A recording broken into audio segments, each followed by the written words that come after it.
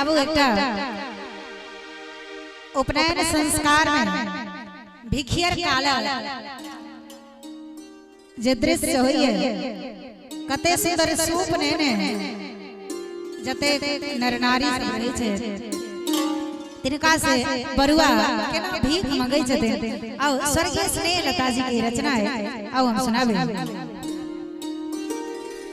तपसी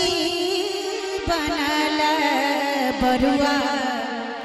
सुपति में भीख मांगे आहे तपसी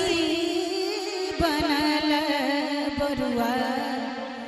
सुपति में भीख मांगे मैया मैया कर पुकार आई है मैया मैया कर पुकार आई है तपसी बनल बरुआ सुपति में भीख मांगे तपसी बनल बरुआ सुपति में भीख